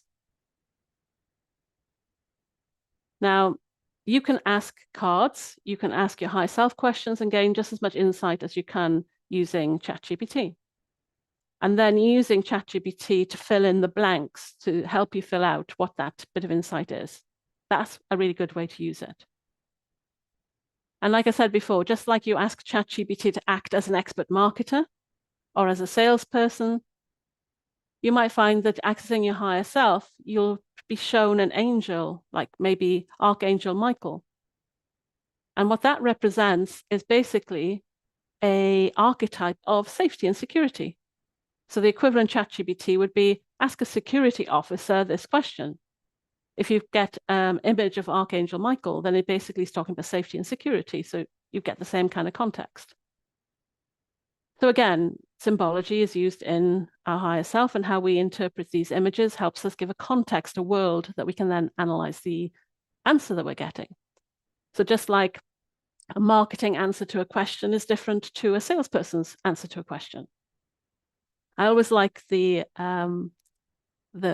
a joke? I'm not sure if it's a joke or a story. I'm not sure which it is, but there's a hot air balloon floating over a field, and in the basket, there's this is how it works. Yeah, in the basket, there's a man who's lost, and on the ground, you've got some different people. That's it. The people are on the ground that are different. See how bad I'm telling jokes. So the guy in the balloon asks the guy on the floor and says, "Oh, where am I? I'm lost. Can you tell me where I am?" And he says, "You're in a basket about 10 foot off the ground, floating over a field." And he says, "Oh, you must be," and I think they used an actuary. I think it was an actuary joke. "You must be an actuary," because the answer he gave was in the context of his life experience and his work. Whereas somebody else would have given a different answer. "Oh, you're in a beautiful sunny day. You're an artist, or you're actually floating over a field near the village of such and such, then maybe you're a geography teacher, So the context, and again, with AI, this matters too, it changes the answer that you get. And it's the same with our higher self. Sometimes we have to, the insight that we're given, we have to make sure we're matching it to the right jigsaw puzzle for us to understand it. So for example, earlier we mentioned Orion. So if we see Orion in our higher self, then effectively I would be asking ChatGPT to act as a manifestation coach. And all the information and insights I would get then, I would think in the context of manifestation. So the thing is then, which is more powerful, our higher self or ChatGPT?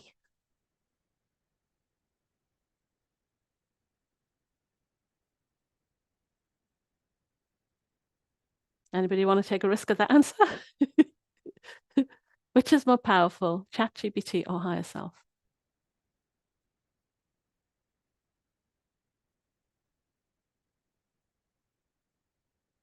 So a couple of people are going for higher self.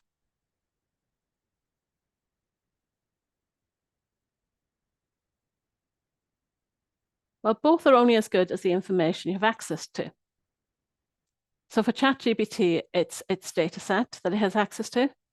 What will restrict the higher self working?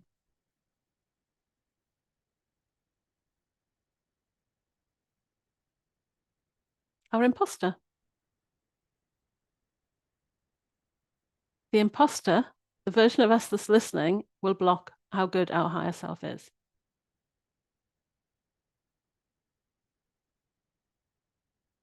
So if you've got a certain world narrative or a belief, back to transformation and shadow work, then your cognitive dissonance and your cognitive bias is going to misread the burst of magic that you've received. And therefore, you're not going to get the truth coming through to you for you to receive. And this is why it's really important for us to clear and purify the woes, the tears, and the sighs that are controlling us, the people pleaser, the perfectionist, the imposter syndrome, the inner critic. All of these things are translating the higher self and corrupting the purity of its downloads. So technically, the higher self or ChatGPT, neither are more powerful. The power comes from us correcting our personality and our beliefs, and then the higher self will be more powerful.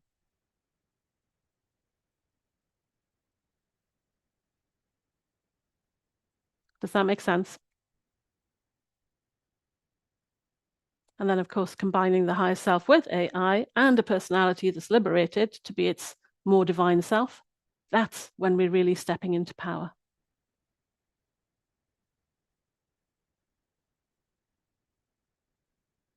But as I know, many people are their own worst enemy, and it doesn't matter how many times you show them, tell them, and allow them to see through a soul vision what they can be, they still prefer to fall back into the imposter and get stuck in that imposter self. And then we give our power away.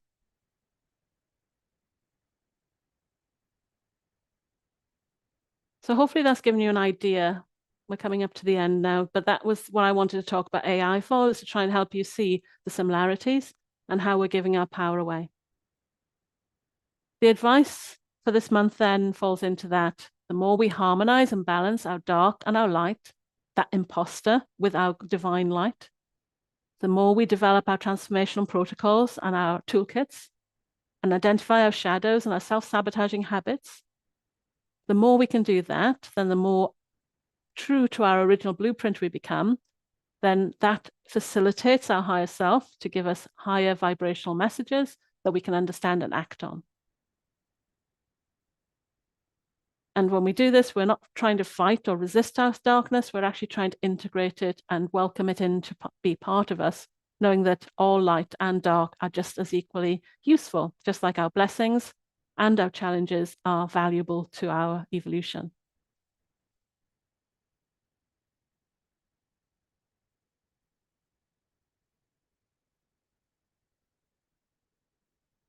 Chat-GPT fortifies the imposter self. I'll come back to that one, Charles. You might need to give me a bit more information on that because you're behind me. So I'm not quite sure what that came off. So if you can just add a bit more to that, then I'll come back to it. So the next steps are unbound power and influence. And if you can accept that you have power, it's not about learning how to have power. It's about liberating the power you already have. It's about learning how to be submissive, as in being able to internally receive information, and then the dominant energy out of being able to take what you've learned and manifest it into something. That's the kind of female submissive versus the male external, like the hermit we spoke about last month. And that you know that your personality is probably holding you back, that imposter part of you. Then the next steps is to notice how you speak. And this is kind of like your homework if you want it to be your homework. And I usually recommend people film themselves and then just watch yourself without listening, then listen to what you say without watching, and notice if you're sounding powerful and influential. So noticing how you speak, what you say, but also how you listen as well. And this is how you learn how to influence, is listening. If you can listen to the other person, you can be more influential than just simply learning how to be powerful speaking. And we actually did a role play of this in the masterclass, and it all went quite fun.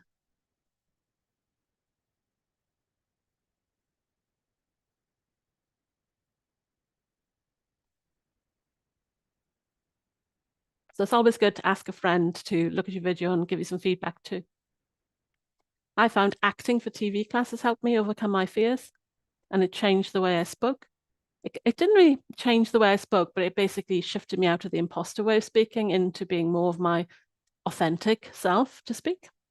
And that actually is one of the modules that we do as part of one of the superstructures, is that communication, because learning to communicate the aspirations of the soul and the higher self is a trick in its own module. So do you think then that ChatGPT would make you more influential?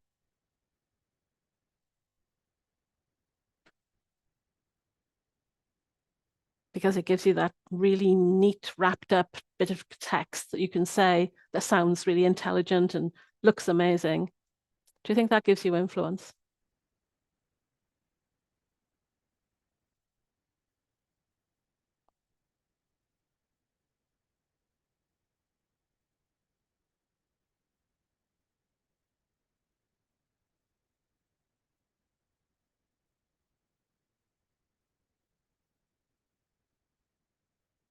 No, exactly. And the reason is because, like an actor, I might have the best lines in the world, but unless I can embody them and speak them with conviction, then it's not going to come across authentically or influential. Think of your favorite actors. They don't just say the words, they morph a metamorphosis into the character that they're portraying. They believe, you can almost believe that they're thinking up those words in that moment to speak them. And just repeating a paragraph that you've learned or memorized doesn't have that same energy behind it. And if you can listen to the person, not just listen to the words they're saying, but listening to their body language, to their energy, to how they're responding to what you say, then that's where influential comes in. And that was kind of the role play we did. We got to a point where I purposely triggered someone and then said, what would you do now? If you noticed that trigger and you saw the kind of slight response that they had where showed they didn't agree with you, what do you do now?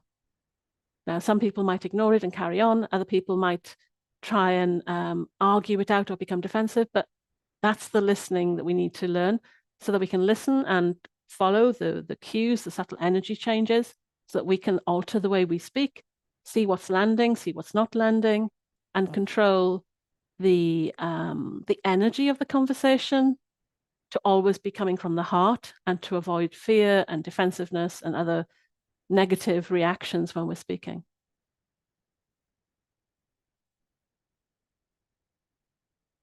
So I'm really good at listening to me, says Charles, and it works. I'm not sure if that still helps me understand your question about, no, it does not make sense that Chat-GPT fortifies imposter self. Are you embodying your energy? Yeah, basically. That's what you need to do, is embody the energy of the words. Because when it comes from you, like we play a game where we say, read out a shopping list and see if you can be more influential saying it than normal. And all of these tricks are really about what I call energy out as opposed to energy in. This is the more dominant energy, the masculine energy, rather than the internal contemplating what you've said, if you've said it right, should you say it differently type kind of uncertainty.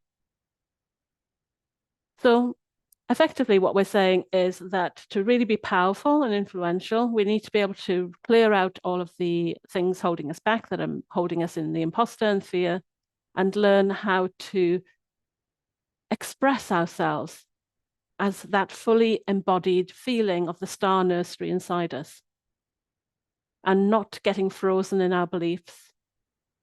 So can you claim back your power in the way you flow through life? Of course you can. It's your choice.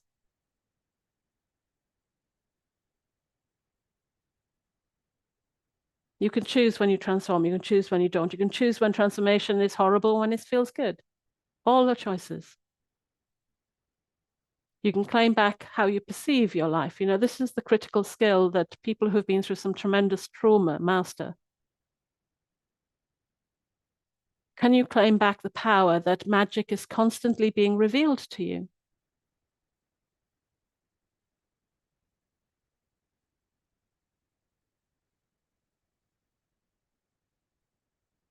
Yeah.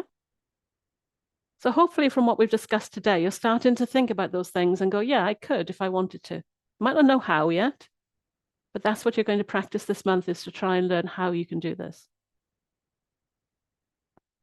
So your mantra for this month is, in facing my own shadows, I honor the depth of my soul. I easily and instinctually prepare to transform my human personality beliefs about my mind, body, energy system, soul wisdom, earth, the cosmos, and the divine plan, and to transform them into quantum consciousness that meets the needs of humanity's evolution. And you have the ability to do that. That is the power I'm asking you to claim back, and to do whatever transformation you need so you can step more into that.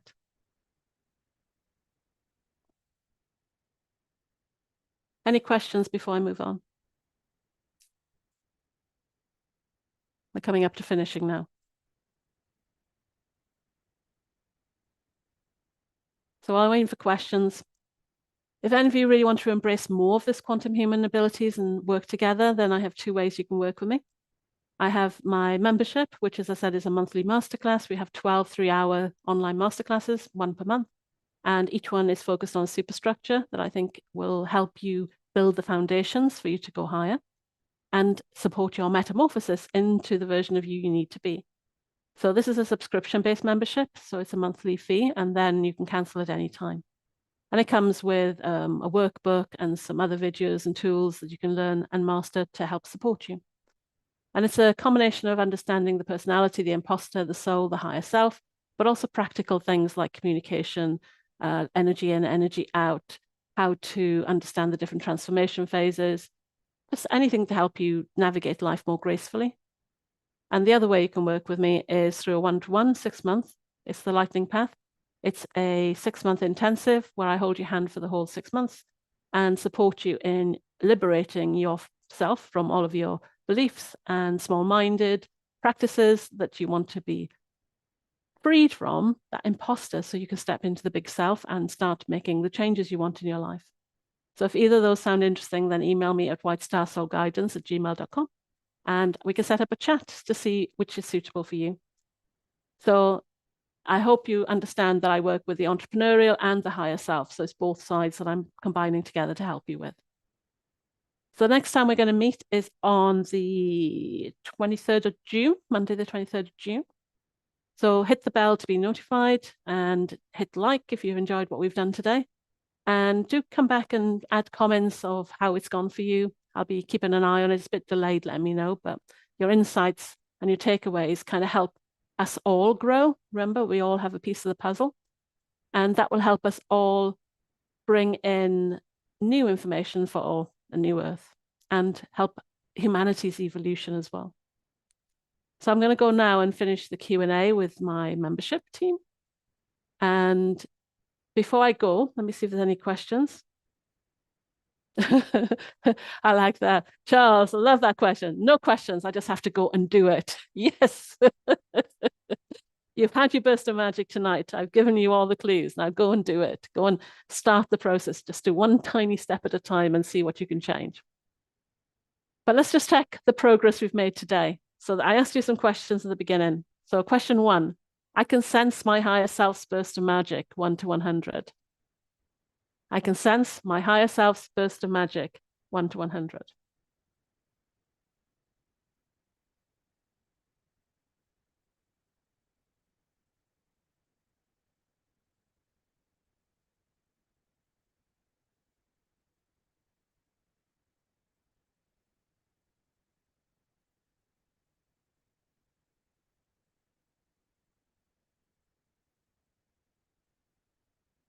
Question 2, I can understand my higher self's burst of magic.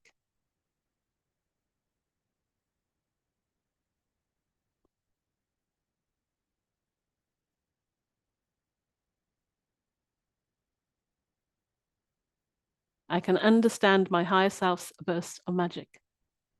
So that's all gone up, nice. Number 3, I can act on my higher self's burst of magic. So number 3, I can act on my higher self's burst of magic. So I expect Charles to get 100% on that one now. So put the number, question and the number, then I'll know which one you're answering. Like I said, you're all delayed on YouTube.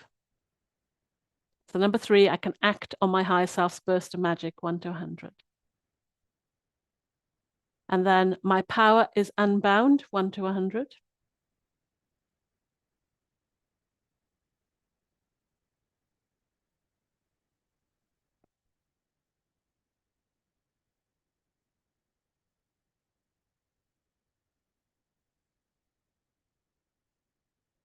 And I am influential when I speak, 1 to 100. That's number 5. 5, I am influential when I speak, 1 to 100. Well, 5 needs a bit more work then. That's okay. We got homework for that. Remember, video yourself is the homework to help that improve. Power unbound 100%. Yay. My 9 cents. Well done.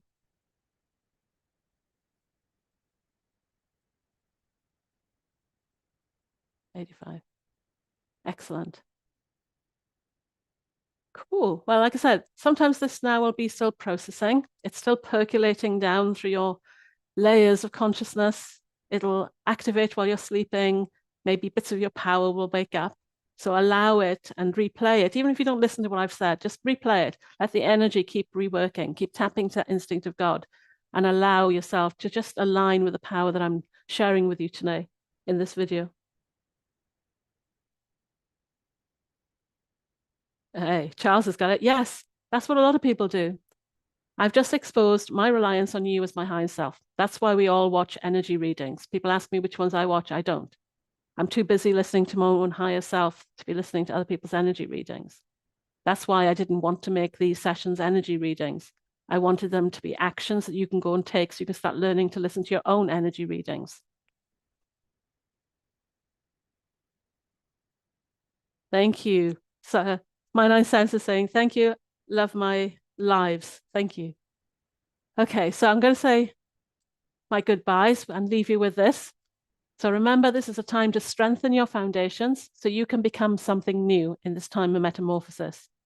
It's time for you to integrate your dark and your light into the new version of you that will be truly electric inside, that star nursery feeling, to be guided by your burst of magic from your higher self, and to be embodied in a sensual way, in an alive way, that will be powerfully attracting what you need in life, so that you can offer your skills and services of your big why to the world. So go forth, quantum humans, and create the heaven on earth that your soul longs for. The universe is here to support you, because when you're successfully using all your talents in service to the world, it helps the universe to help the world. And then every living thing benefits. So if that's not a reason for you to step into the full version, your quantum human version, then I don't know what is. So thank you, guys. Let me just read the last questions coming through. No, you're not the only one to admit it, Charles. I think, like in my membership, they're all told that immediately. I'm not a guru. I'm not here to tell you how things are, but I will lead you on experiences so you can awaken yourself. But it's not that you're the only one that's admitted it. It's a good awareness to have. Once we all find this power coming in, it's pretty amazing. And we can think that other people are more skilled than us. But that's why I said, you know, that rebirth, that beginner mindset is so important. If you're willing to believe that you can, and instead ask the question, how? What can I do? Then you start shifting from that closed mindset into a more growth mindset. And that allows you then to do the transformation needed so that you can expand as well. So thank you, Charles. I'm glad this has all resonated for you. And I'm hoping everybody else has enjoyed it too, but please do share it. And I'll see you again in June. I can't remember the date. I said in June now. The problem is when I'm doing this, my higher self is downloading. So it's hard to kind of to remember what she said. But when I always play it back, I always learn something too. That's the power of the higher self. I'm learning too. It's not just about what I say, it's about what I'm hearing and what I'm conveying at the same time. So thank you all for joining me and sharing your energy, but please do let me know how your homework goes. Please replay and just let it bubble in the background so it can percolate through you and change you this month.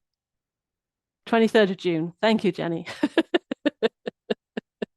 So I'll say goodbye to you now. I'm going to finish the Q&A with my membership now. So let me know if anybody wants to come and join my membership. As I say, I do prefer to chat to people first because it is quite intensive and quite different. So I like people to know what they let themselves in for. And at the moment, I do have some spaces at £44 a month. So if you are interested, then do let me know. Okay. All right. Thank you, guys. Bye.